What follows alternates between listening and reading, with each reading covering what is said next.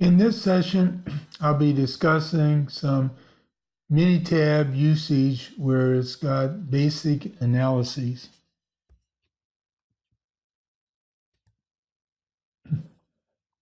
So first, what I want to do is I want to create a time series plot.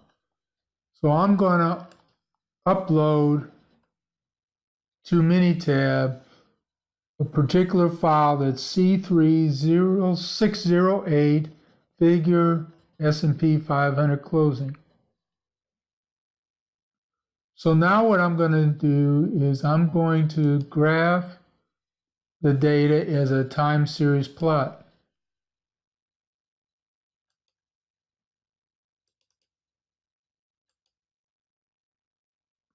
Well, so that's all one needs to do to create a time series plot in Minitab. Let's look at another data set where in this particular case, we're going to create some descriptive statistics. So the data file that I've got here now is example 22-01. So we go down over to here, open up that data set, and you'll see that there's one sample in column C2 and another one in C3.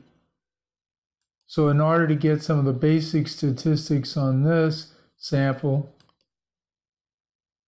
we simply go to display descriptive statistics, hit OK, and so now we see a table that's similar to what you've seen in section 8.11 of volume 3. Let's look at another situation.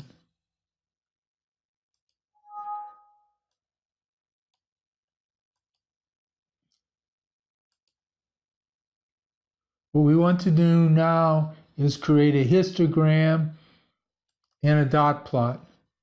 So these are the values that we have here. So this is a graph. So we're going to create a histogram, bring the values over.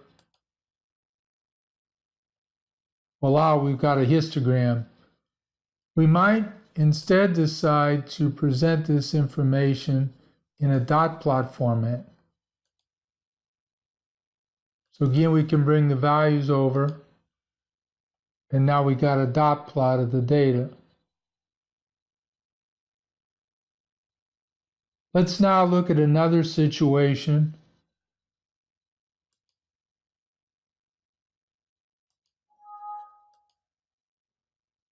where we're going to pull up the data set,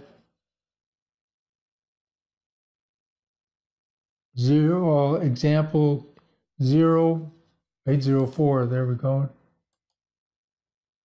So now what we're going to do is create a Pareto chart. The quality tools do a Pareto chart.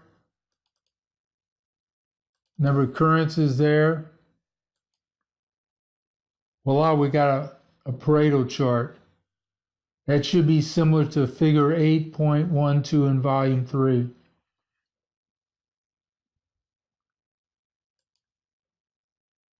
Let's look at another situation.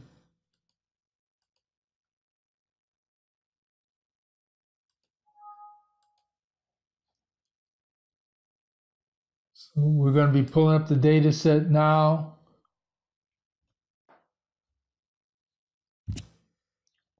H-06.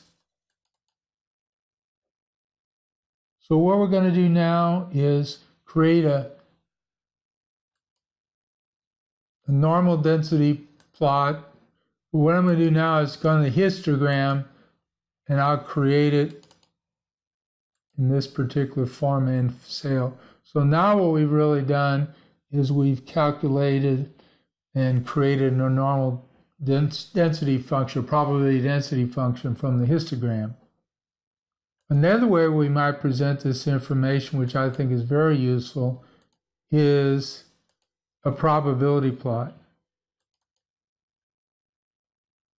So if we do is a probability plot, this is all we come out with. It's basically another way of presenting the same information. The area under the curve to the left on a histogram is basically the percentage of situations that you would expect, or basic of the times that you would expect a certain situation to occur. Let's illustrate what I'm talking about here. We're going to add a reference line. We're going to make that reference line at a value of 5 on the x-axis. So the percentage of values that we expect to be low, that, maybe 18% or something like that.